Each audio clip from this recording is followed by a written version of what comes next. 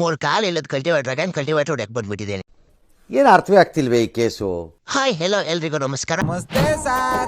ಇವತ್ತು ಬೆಳಗ್ಗೆ ಇಟಿಟಿರೋ ಸೌತೆಗಿಡಕ್ಕೆ ಕವಚು Confidor spray ಮಾಡಿ ಓಕೆನಾ? ಮೂರು ಕಾಲು ಇಲ್ಲದ ಕಲ್ಟಿವೇಟರ್ ತರಲ ಕಂಡು ಸೌತೆಗಿಡ ಹೊಡೆಯೋಣ ಅಂತ ಬಂದು.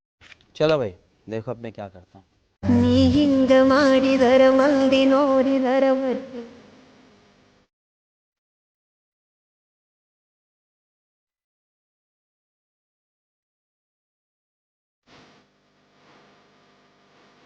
ದೇಶ ರೀ ನಾವು ಕಟ್ಟಿರೋ ದೇಶ ಇದು. ಸೌತೆಗಿಡನ ಕಲ್ಟಿವೇಟರ್ ಹೊಡೆದು ಗಾಡಿಗೆ 5 ಬಾಲ್ ತರಲ ಕಂಡು ಕಚ್ಚ ಹೊಡೆಯೋಣ ಅಂತ ಹೊರಟೆ.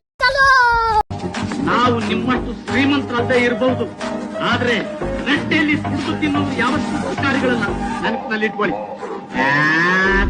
ನರಮ ಕಂಡಿದ್ದೀನಿ, ನೀನೊಬ್ಬಳೇ ಅಲ್ಲ ಮಹಾ ಆಸ್ತಿ ಕಂಡಿರೋಳು.